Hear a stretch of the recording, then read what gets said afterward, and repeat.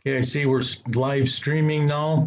Alderman Lysak, it's still showing. Okay, looks like it's done Oh, now. it shows live on mine. Okay, got it. We're good. Good. Meeting of Safety and Development Committee will come to order. All members of the committee are present. First order of business is approval of the minutes of the Safety and Development Committee meeting of January 13th, 2021. Move approval, Haas. Second, Alderman Weigel. And moved and seconded. Any discussion? All in favor say aye. Aye. Opposed? Motion carries. Item 2 on the agenda is an ordinance to rescind parking restrictions on the west side of South 71st Street from West Rogers to 90 feet north of West Rogers.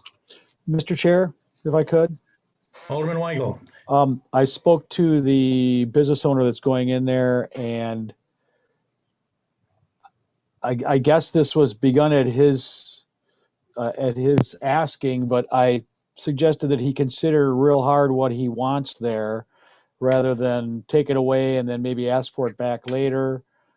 So I would ask that we hold this for now. He does not have plans on opening till, I believe, April or May. And I had a long conversation with him about it. I said, I don't think anybody has a problem with it the way it is. It's been that way since the 70s, I believe. No one's quite sure. But I would ask that we just hold this item for now, rather than change it and then maybe have to review it again later on. So There's no objection. We'll hold this item.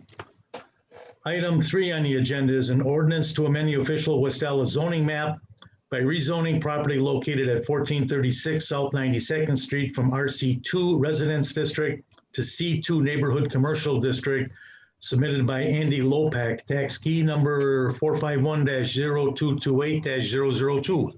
Move for approval. second. It's a motion and second for approval. Is there any discussion? Before we vote, I want to see what Steve has to say here. He's got pictures for us. Well, thank you. Can everyone hear me? Hello? Yes. All right, great. All right, well, thanks, everybody. This is it's more or less what was presented at the public hearing, but this is an aerial view of the property. Andy Lopek is the new property owner. He runs a business called Best in Class Remodeling. It's apparently on the up, very successful right now. And so he's purchased this property with the intent to tear down an existing garage on the property, build a new one back here. And then also his wife and sister-in-law are coming in, wanted to create a small business on the front end within this commercial building in the front end of the property for a bakery. And that would come back to the city council at a future date for a special use. So new owner, big plans, nice fit for the neighborhood. The reason why we want it rezoned is it's currently zoned high density residential. And it's really kind of the one property in this area that's high density residential, with the exception of across the street's RB2. But so this property is zoned high density residential. Surrounding properties are zoned C2. The comp plan supports the rezoning as well to a commercial land use. So Planning Commission has recommended in favor of the rezoning, and really haven't had any objections to date. There's a motion and a second before us. Is there any discussion? Hearing none, all in favor say aye. Aye. Opposed? Carried. Item 4 on the agenda is an ordinance to amend the official West Allis zoning map by rezoning properties located at 331 to 333 South 108th Street and 1 star block of South 108th Street from M1 Light Industrial to C3 Community Commercial District, tax key numbers 414-990-001 and 414-991-002. Steve, if you would like to make a presentation on this. Sure. So our staff recommendation is to rezone this property to commercial C3 community commercial zoning. It's currently zoned light manufacturing M1. The Colders property is a tenant, and the Felker Family Trust owns it. It has a current assessed value, the Colders property that is, of a little over $6 million. And given the proximity, over the course of, the past several months, we've learned that the property is on the market. There's been also some other development interest in the recent past, from an entertainment venue, as well as more recently a Crete trucking company. And the proximity of this property, along I-94, right off of Highway 100, just outside the zoo interchange. The zoo is, more or less kitty corner from this site. It's right here. And just a stone's throw to the east, you have Miller Park, or, well, the new name of the ball field. So it's a prime location, and there aren't many like this. I mean, especially, when you look at the metropolitan region and what's been going on not too far away. I've got a couple slides here further down.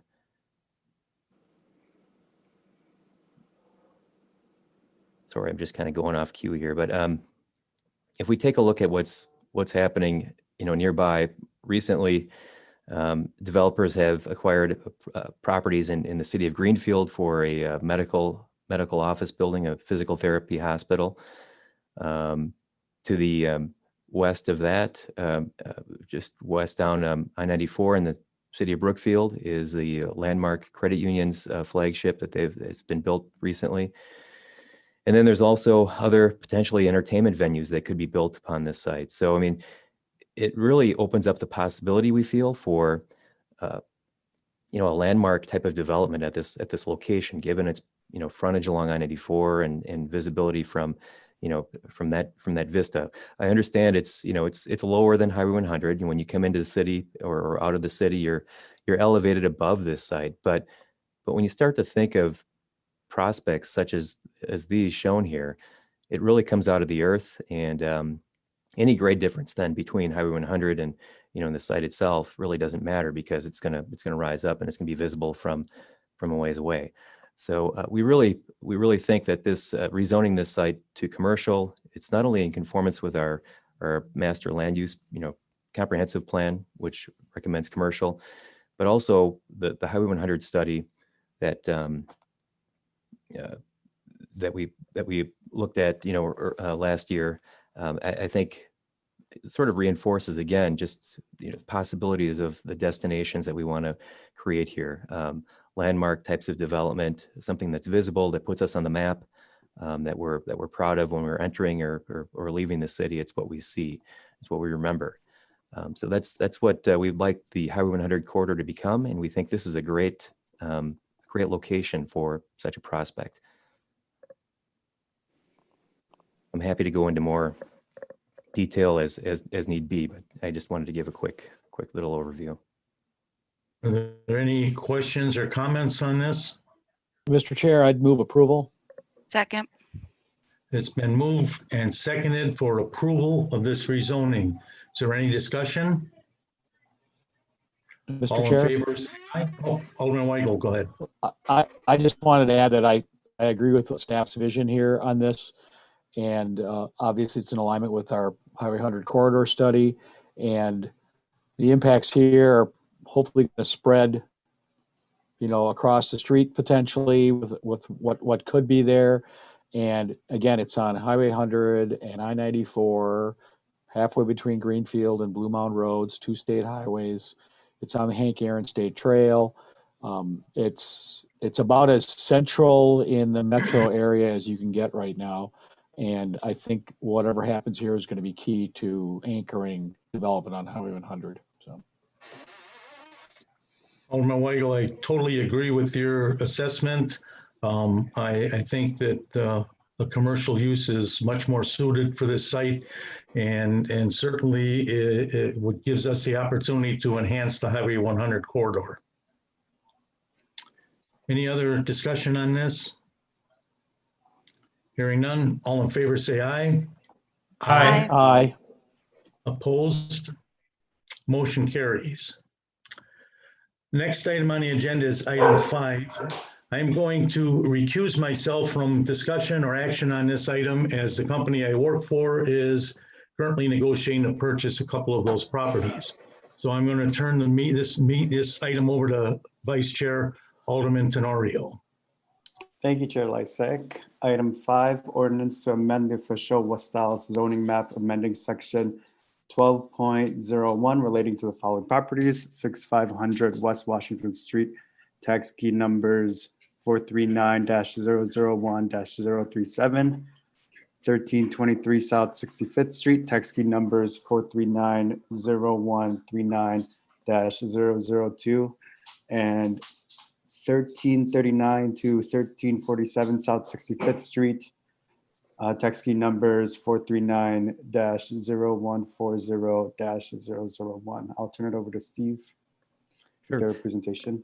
Thank you, Alderman Tenorio. So the three properties in play here are the former motor castings plant, 1339, 1323, and 6500.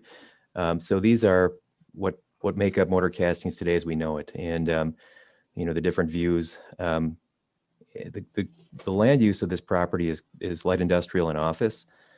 What we had presented at the February 2nd public hearing was to change the zoning from light industrial and office to, or change the land use from light industrial and office to commercial. And then subsequently rezone the property, all three of the properties, to commercial as well. More recently, there's been an interesting prospect that's come up for the property at the very south end, this 1339 through 41 building.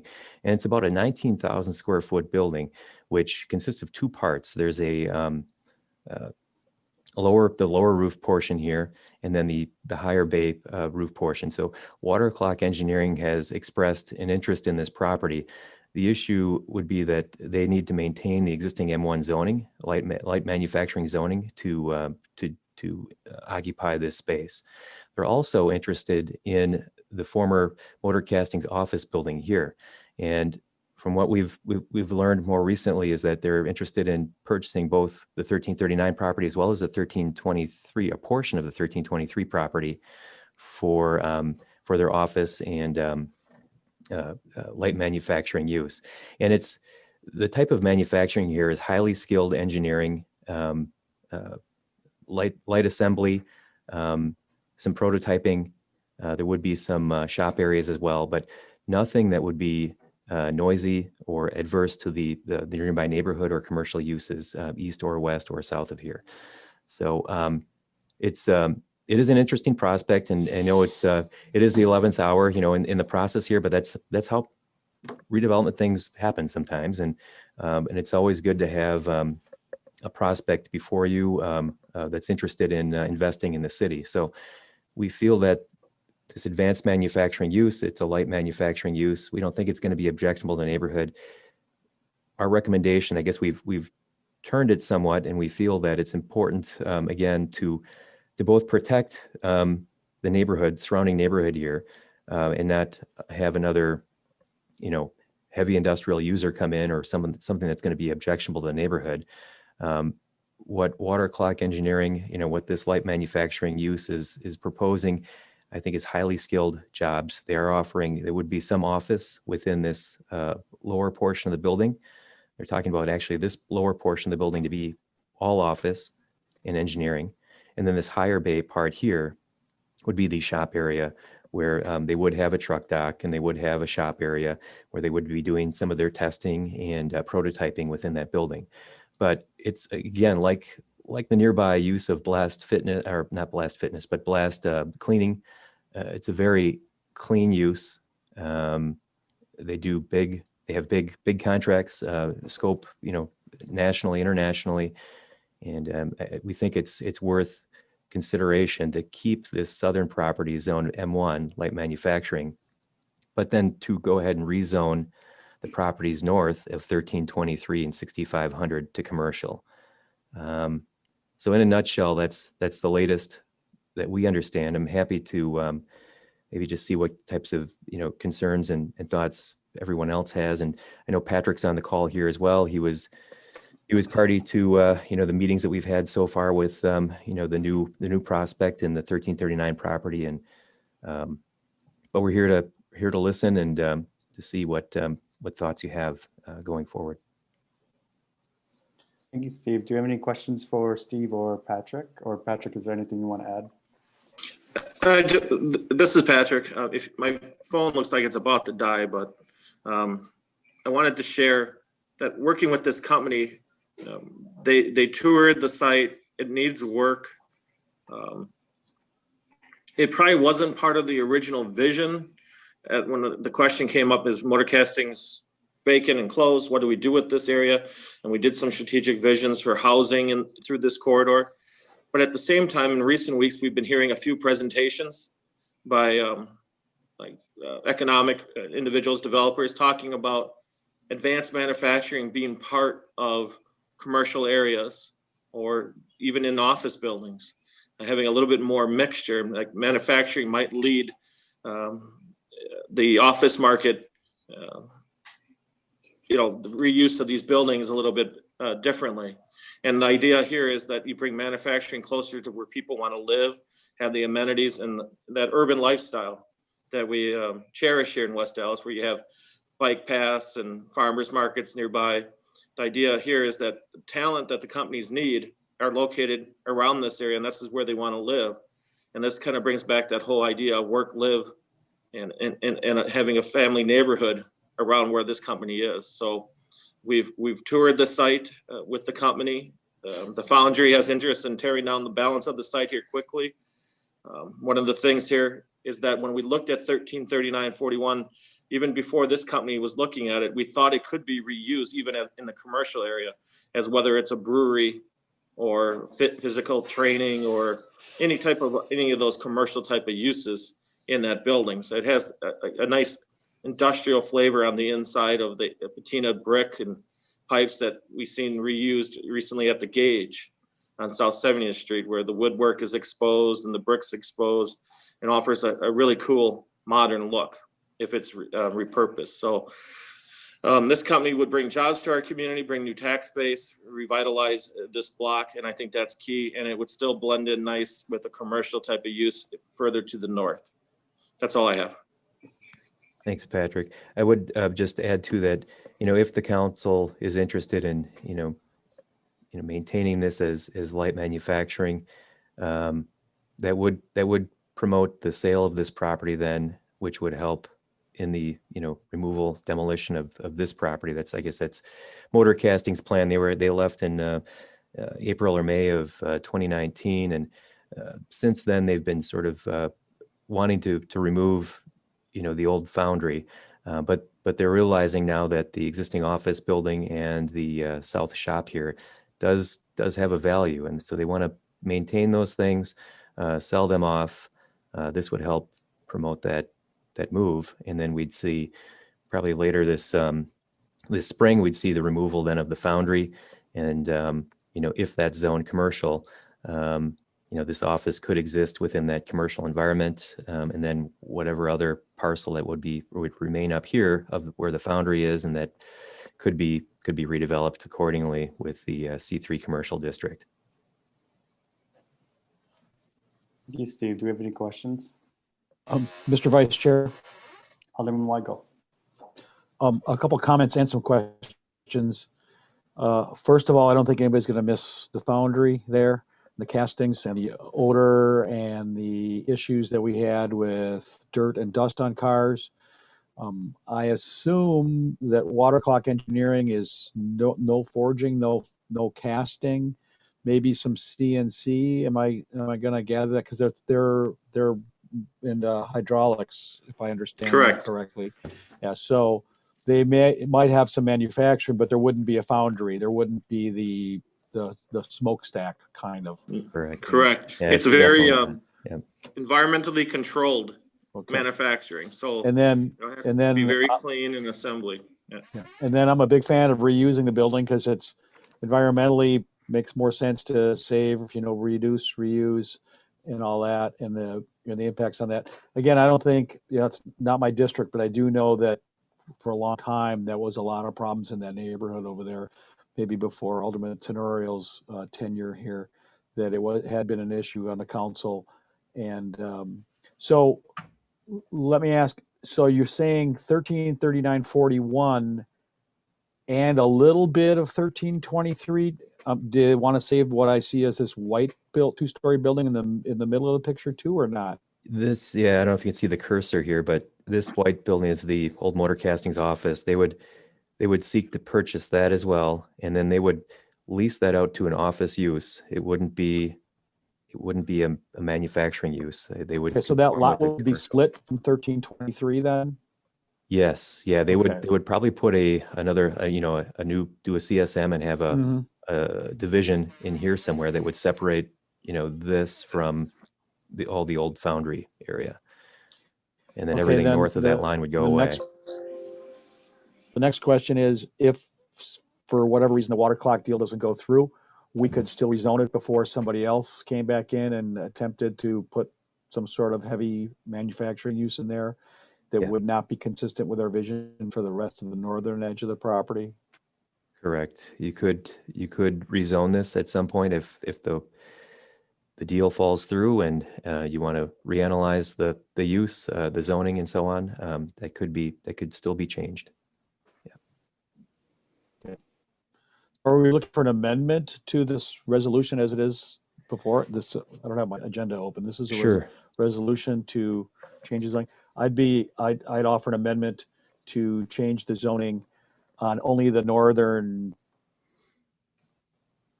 on 6,500 and what looks like the northern 2/3 of 1323, where however that line's going to get split in there to from light manufacturing to commercial.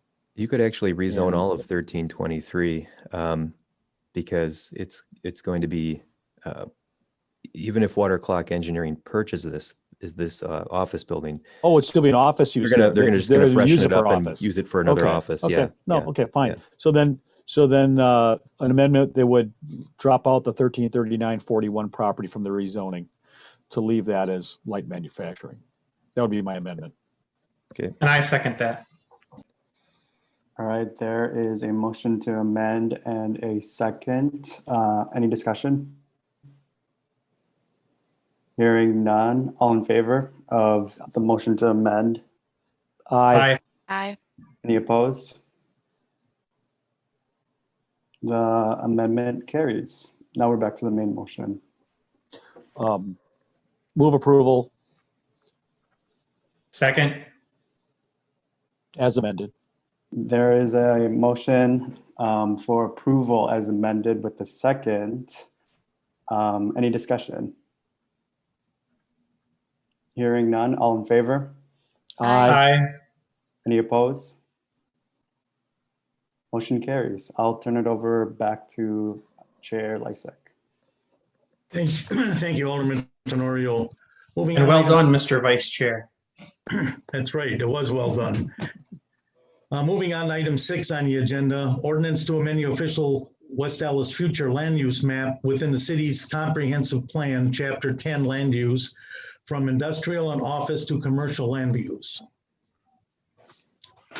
Thank you, Alderman Mr. Weisel. Shear, Move approval.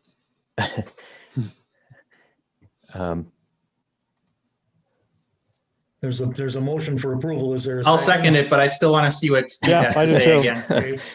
We should be moving It's been first moved and then and seconding and then discussing. No. So our 2030 plan is in need of update. Every 10 years, it's required by state statute to update the vision for municipalities. So that's where we're at. I mean, in 2011, February of 11, was the adoption of our 2030 plan, and here we are in February of 21, 10 years later, with we're performing what we're calling a minimal update to meet the state statutes. Our intent, though, is to come back and to do a more intensive overhaul of the comp plan, but not necessarily waiting 10 years to do it. I mean, we want to have a more routine, steady diet of comprehensive planning in our city, and I'd maybe bite off some smaller pieces as we go over the next 10-year horizon, as this plan needs to continually evolve. So planning would like to do a better job of to that end. And so that's the way we're approaching this. Do a minimal update now, which is really, I'll get into a few of the changes, and then over the next several years, come back with to council and planning commission with some recommendations of what we'd like to see happen and change, and take a look at some different redevelopment areas and strategies. Another thing that this is going to help us do by doing it that way is that we're also going to be able to form and maybe align with the strategic vision for the city as well, and sort of incorporate the two perhaps in kind of parallel documents, or maybe consolidate them in some manner. So there's going to be some efficiencies that way by conducting it in this phased approach. So first off, I mean, the most obvious thing that you'll see, in the difference between the two is the 2030 plan. It's just really the formatting. We had kind of like the different color schemes, the different brand then. We have a new brand now. So we've rebranded everything. We've reformatted into, instead of a landscape orientation, it's into a portrait layout, and all of the same elements that were in that previous version are carried through by statute. We have to have various elements of the from neighborhood goals, economic development, housing, transportation, parks and open space, redevelopment. All of these things need to be sort of listed per the statutes, and then we go into more detail within each of those chapters and lay out the objectives, goals, objectives, and recommendations. So, and a lot of that really isn't changing so much. The substance of it isn't changing. It's been reformatted. We've had some substantial things happen over the past 10 years, which, so I'd look at it more like we're just kind of freshening things up, doing some house cleaning, inserting some new pictures, and maybe giving an update on what's been accomplished over the past 10 years. And that's going to sort of be our phase one update. And then the phase two is going to be, okay, now that that's all been said and updated, let's come back to it over the next, 3 to 5 years, and, or annually for that matter, and start taking a look at, where do we want to be in, maybe some short range, mid range, long range goals, and plan accordingly. So we want to be a lot more interactive, and we're gonna utilize, I think, our pretty much the strategic goals that we've set for ourselves, and as those get updated, we want to be more engaged with our community, from the planning perspective. We've got an excellent communications team that has some really good ideas of how to get our public engaged, and sync them with the Common Council, our leadership, and really have some maybe good interaction, like which we really didn't. I think we struggle with sometimes in the planning realm. Our current methodology has been, you publish a notice, you send out notice to property owners within 200 feet, you list it in the official paper. So it's kind of like an old school mean. So our communications team is really going to help us engage and, hopefully foster some new relationships with our neighborhoods and our community. So just moving on, Chapter 2, Community Profile. Kind of the big change here is we've just renamed it from Issues and Opportunities to Community Profile. We've done our best to update some of the demographics. Now we're still waiting on, kind of the full census, the official census data to be released. So that's another reason why we're not performing a more comprehensive, detailed analysis right now. But we do have some information which has been freshened up. A lot of this has been borrowed or, shared from the strategic visioning session back in 2018. When we were going through the branding and so on. So a lot of that is sort of repetitive from that. One thing to note within this community profile section is that there are some definite key strengths and opportunities that we have within our city.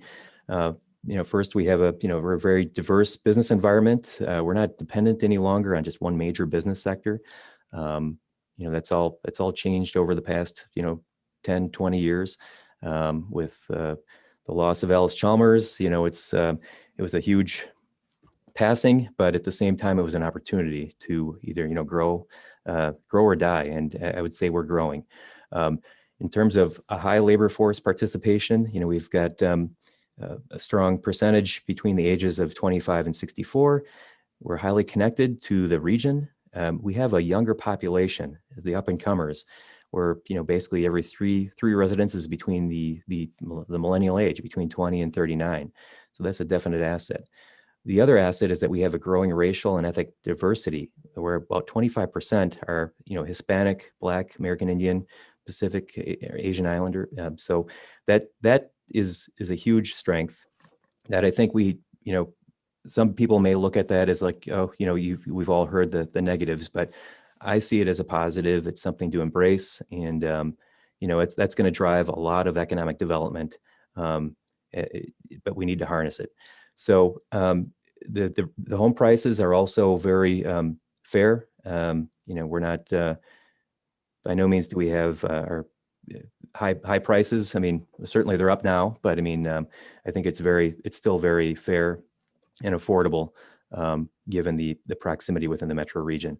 And then the crime rate is not, I guess from our strategic visioning session, I mean, it was that the trend is that it's not, it's more or less declining. It's not, overrunning our city. Projections, I mean, for the past 40 years, the city has been recognizing a declining population. And in the 2030 plan too, I mean, you're going to see a lot of the same terms, but and the trends that we had in the 2030 plan are more or less what we have here in the 2040 plan. I think it's just a little bit more optimistic now in the 2040 plan, that we definitely do see a slight trend upwards. And what's driving that are some of the housing starts. You can see here over the past 10 years, the different housing permits from 2010 on up to 2020, with the bulk of it being, here in 2018 with Element 84, as well as the West apartments. This here is the 92nd Commons over across from Chris Hansen in 2014. But I think we're going to see more of this. There's definitely capacity to grow and add more housing units. And then also considerable rehab of existing, maybe dated housing that's going to could be modernized. And we have different programs to help that happen. So I think we're going to see an uptick in housing starts over the next 10 years. And then also with our diverse population, that's going to drive birth rates. And not only that, but our location, again, given our accessibility within the metro region, that's an attractive place to be, attractive place to live. So I think these three things, housing starts, our location, the diversity, and is going to drive birth rates. And we hope to see, an increase in population. It may not be huge, but I think it's going to start to trickle up. Another section, our neighborhood section, really not a lot of change here, other than some updates to, reflect some recent corridor studies along the Highway 100 corridor, National Avenue corridor, and then some correlation within this chapter to our redevelopment chapter in Chapter 9. But the city's broken up into 4 quadrants here. You've got our northeast neighborhoods, the southeast neighborhoods, southwest neighborhoods, and northwest neighborhoods. That's really the same as the 2030 plan. And there's a number of different recommendations within each of those quadrants and neighborhoods. Again, just sort of reflecting some of the more recent activities and redevelopment action that's been happening in the city. The economic development chapter has changed quite a bit, just in terms of not necessarily, again, just there's been a lot of economic development over the past 10 years, specifically around our farmers market, our 6 Points neighborhood. So we've had growth in the number of TIF districts, and the fire, new market tax credits have helped bolster not only economic development within the region, the southeastern Wisconsin region, but also has helped contribute to growth in West Allis. So a lot of this chapter is spent sort of, sharing some of those highlights. The updated list of TID districts are the largest employers that we have in the city. There's basically three different employers within the city that have close to or over 1,000 employees. And then our largest taxpayers are listed. So a lot of that's just really more house cleaning, freshening up. But I would say there's been a lot of that updating that's been taking place within that chapter. Something to take a look at.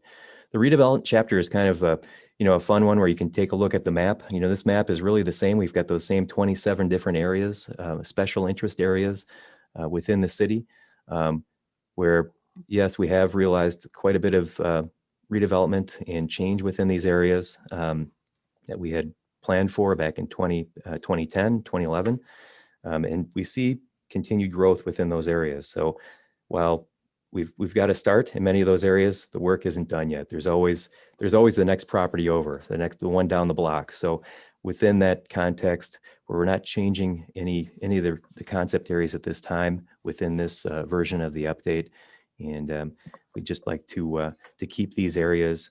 And certainly, if you have areas that you want us to focus on, we can certainly make note of those, and those can be handled in future amendments too. It's not like we have to wait another 10 years to update this. I mean, we can, if you see things you want to change, we can certainly start making a list and start knocking those off over the next year, 2 years, 3 years. So that's what we hope to do. So this concept, this gives you an example. So within each of these areas, concept area 5, for instance, which is the Milwaukee Mile, this is what we were forecasting back in 2010, 2011. And really that's still a goal. I mean, should racing go away, should the state want to, take this, into consideration, we're here to get that idea started and going. It's going to take, definitely though some collaboration and cooperation at the state level with the city. And then just another example along the 70th Street corridor with the Allis yards, and taking a look at some of those surface parking lots along the street frontages. And we've just started to begin that process working with Cobalt Partners. That's just sort of an overview of the redevelopment chapter. The land use plan, again, this isn't changing immediately either. A lot of the areas that you see in red here, commercial, we still have plans to, rezone those. And we're going to be taking a more proactive look at some of the areas, like we are now up the North Gateway. We want to start taking a look as we move south down along Highway 100. There are some areas down here around Home Depot and the shopping center at with Kohl's, and the West Allis Center here with Kohl at Cleveland Avenue and Highway 100.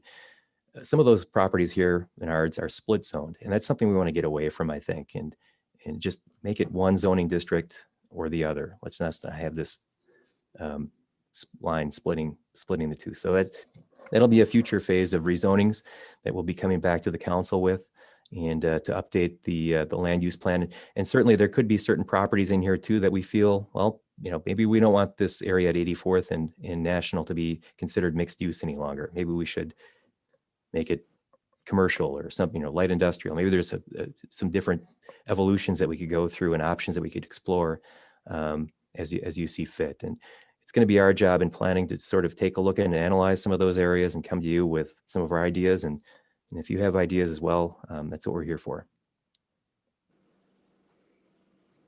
The last chapter is the implementation section. And again, the biggest change here is that we've taken a lot of our recommendations and just reformatted them into a different, into a table form. And again, just sort of reinforces some of the things that we were talking about here about, we want to do a better job of monitoring the plan annually.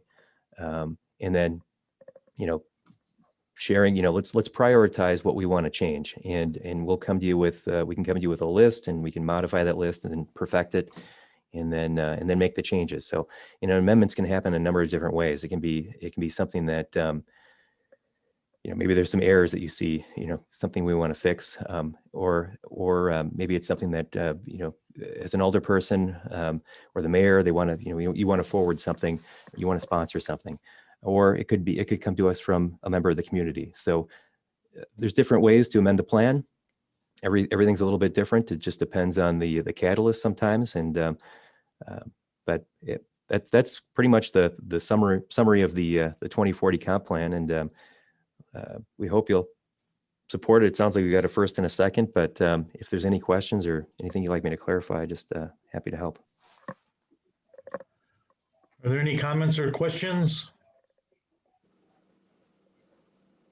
Hearing none, it's been moved and seconded for approval of this ordinance. All in favor, say aye. Aye. Opposed? Carried. Moving on to item 7 on the agenda. This is a discussion of a potential no mow may designation in the city of West Allis. And I'm going to ask our neighborhood services director, Mr. Lozinski, to jump in and give us an explanation. He sent everyone a list of comments that he made or proposals for policy change on this.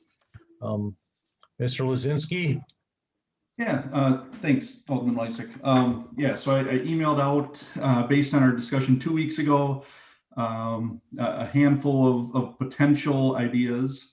The discussion was kind of all over the place, so I kind of tried to focus those down. I also did talk to Appleton, who did this last year and who we were kind of basing this off of.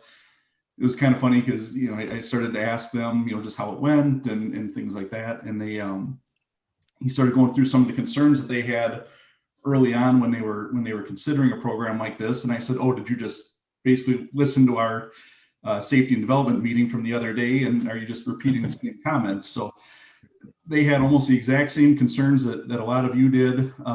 He actually said, though, when they got done with the month, it wasn't nearly as bad as they thought it was going to be. And it actually really turned out really well, and they were all pretty happy with it. So he actually said one of the biggest issues that they had was they weren't really sure who was actually doing the no mow May on purpose and who wasn't.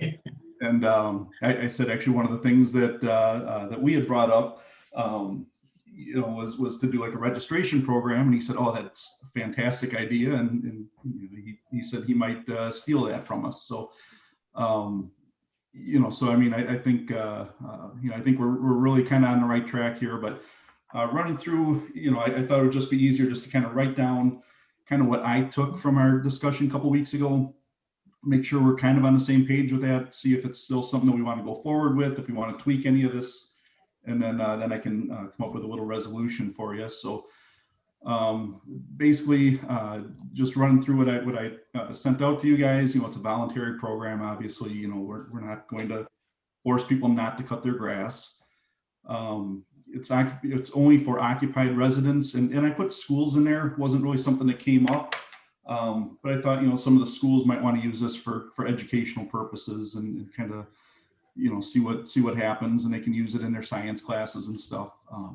But businesses, I figured we don't really want to keep them in there. Again, not really something that we discussed, but we have approved site landscape plans for the businesses, and they're usually out on the busier streets and things like that. So I didn't really want to see businesses do this. And then vacant properties, again, we don't want them to participate because, they're not really, there's nobody really there, I guess. So the front yards and side yards on the street, that would still be, still would have to be maintained and cut basically from the front of the house to the street. So if you have a side yard, where you only got about 3 feet or so from the house to the sidewalk, it would just sort of be in that 3 feet. That 3 foot section there. We could go with the actual setback, which would be 20 feet, but that just might look a little bit goofy if they're cutting the first 20 feet and then the back 10 feet of their yard they can let go. So I was just pretty much saying from the wall of the house out on corner lots for the sides, and then same thing on the front. Residents are still recommended to keep their grass no longer than 12 inches, so it's not a problem when it gets cut. That was actually something that I asked them up in Appleton. They actually had a group from Lawrence University that came through and actually bagged up all the grass clippings from people who did this when they got done. I did reach out to Lawrence University. I haven't heard back from them, but that's kind of how they got around that issue, I guess. They actually had some college kids come out and do it. Residents wish to participate would have to register. Again, no fee to participate. We just kind of want to know who it is, and if there is a problem, how we can get in touch with them. Also, then we would reach out to them at the end of the month and just kind of give them a reminder that, hey, your time's just about up. Make sure that you cut it. Properties would have to be cut back down to 6 inches by Tuesday, June 1st. And actually, if you look at the calendar, May 31st is Memorial Day this year. So we're basically ending this thing on a holiday weekend. There may be a lot of people that are out of town or things like that. And, so if we start really enforcing this hard on that Tuesday, just after they're getting back from a vacation, I kind of put in there that, we could maybe give them an extension of time through that following weekend then, till Monday the 7th if they have a good reason, basically, if they're on vacation or out of town or something, can't get to it. I did look into, I think Alderman Weigel had brought up informational yard signs. Those would be somewhere in the neighborhood of $3,000 to $4,000 for us to pick up 500 of those. And that's the 12 by 18s are only like $1 cheaper than the 18 by 24s. They actually, in Appleton, they actually did do yard signs, but again, Lawrence University actually came through and provided those for them. So that was sort of part of that program. So again, if I can get in touch with Lawrence University, I'll certainly ask them. But they're up in Appleton, so I don't know that they would want to come down here and help us out with that. So that's, I think, pretty much all my notes from the other day. Anybody have any thoughts on those or other issues or ideas that you guys want to bring up? Mr. Chair, Alderwoman Keene. for the university that did it, why did they do it? Did they have a program? Did they? Yeah, they have a really nice environmental studies program, and actually the chair of it, Professor Del Toro, he's very big into the bees and pollination and stuff like that. So they actually have what they call the bee team up there, who comes in and was doing a lot of this type of work for them. So yeah, they have this really cool environmental studies department that was involved in that. Do we know if any of our local colleges have an environmental study program that, rather than reaching out to them up in Appleton, that they might take advantage of? Yeah, something like this. That was one of the things I asked. Like I said, I didn't get a chance to talk to Professor Del Toro. I did leave him a message, and that was one of the things that I asked, if he knew of anybody down here that might be willing to help us out or partner with us on that. Okay, and then my last question is regarding the signage, which I think is a good idea. Based on the price, are you wanting it double-sided in case it spins? Like, were you plan on having it one stake and then it was double-sided in case it spins? I was just thinking for cost, if we did it one-sided and we made sure our flags were, I don't know, we knew they were all yellow or blue. I thought that might save on cost. And then the 12 by 18, is that side really necessary? Could we maybe drop it a little bit? So that way neighbors walking by could see it, but yet still have it smaller but visible, that if bins or someone did drive by, they would still be able to recognize and the flag would stand out.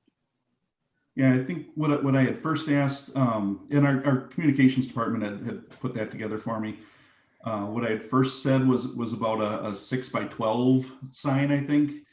And they said that that's a really kind of an odd size and nobody really makes that. So it's probably going to cost just as much anyway. I can ask them again though, if they can find some cheaper signs or, and what they had sent to me was the double-sided. So I can see if it's any cheaper just to do. Like kind of what I picture, and it not being more durable is, when people have lawn services and they have the fertilizer, it's the little sign like this. Now, my husband does lawn care, and one wind, one rain, those, they're not meant to last a month. But I was thinking like the size of that, maybe just something a little bit more sturdy than paper might be sufficient enough and potentially save money. Yep. Yeah, I'll ask him again if there's I something. think those are 4 by 4 or 5 by 5, something like that. Yep. Inches, Yeah, right? Kind of went in with a smaller idea, and they kind of said, well, those are really hard to find. So this is what we know we can get for you. But yeah, I'll check in with John Maddie again on that and see what we can come up with. Mr. Chair, Alderman Weigel. I guess I'm a little confused. If the purpose of this is to create more essentially habitat for bees and insects for this period of time, why wouldn't we want to say let a church not mow their massive front lawn for the period, or even tell Milwaukee County Parks, you can take the spring off at Greenfield Park or along a parkway somewhere. I mean, I'm just looking at it from the point of view, if we want to have a real impact on this, and when you read the literature that you sent out, they said that a bigger area does much better. You create a larger habitat area, and so I why wouldn't we let a business, they're participating, they're supporting a program. If we're going to get behind this, why wouldn't we let businesses get behind it if they choose to? And then my other concern is we have been trying to teach our residents that they shouldn't mow and bag and landfill their lawn clippings. And if I remember correctly, lawn clippings are not allowed in landfills. Is that correct? Correct. So when we get to the point where we finally do tell people to start mowing their lawn in the second week of June, then what are they supposed to do with them? If we don't have at Lawrence University, which obviously Lawrence University is not going to come down here, whether it's Marquette or UWM or a high school environmental class or somebody, well, I mean, I assume it's all got to be composted, but I know I don't have a lawn, but I'm going to guess most people have a mulching mower now, so they don't have to really even deal with it. They just sweep the clippings off their sidewalk. And I think a lot of mulching mowers would choke on 12 inches of grass if you went out there. You'd probably have to mow it at least 2 times, set it up high. Probably have to go through it twice. Yeah. Twice, You cut yeah. it once just to knock it down, Yep. give it a day or so to dry out a little bit, and then you go back over it again. Yeah, but you're still going to have all that lumps of grass there now, so I guess I support it in concept, but I'm just wondering about, if we're, what are we telling people here? If this is really about creating better habitat for pollinators, then we should let our big, are we going to mow City Hall? Are we going to mow the library? Are they going to be part of the no mow program? No mow May? Or even, Reservoir Park, or obviously ball fields would be mowed, but, I mean, if the idea, I like the idea, I'm just wondering about the execution on it. I guess those are my concerns. Alderman Weigel, I guess when it comes to places like churches and businesses, we've indicated that it's only going to be the backyards, not anything facing the street, that would be allowed to not be mowed. So you still have to mow the front yards. We want I think the city to look decent and from the curb. And my experience with the county, living a block off the parkway, they don't mow it anyways. Yeah. Don't mow it anyway. Yeah. What am I thinking? They're ahead of us. They're already ahead of us. They've been doing this for decades. Silly me.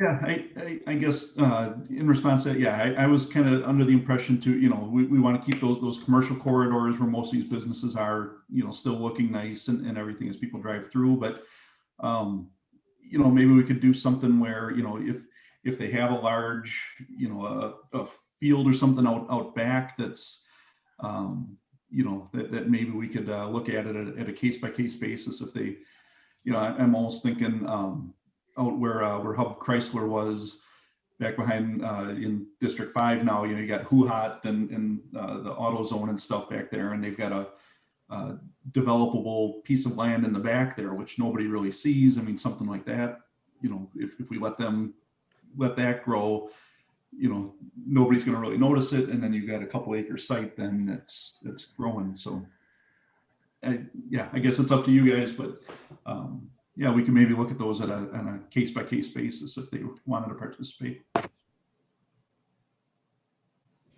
I personally like the plan. I think it would be good to, maybe just enact the same rules when it comes to businesses. If you can see it from the street, it should be mowed, but, and it's not butting up against the street, then you can grow it out. When we say case by case basis and we promote this, are you going to say businesses, please apply and we'll see how it goes? I just feel if we say case by case, it might get a little bit sticky of why did they get to and I didn't? Sure.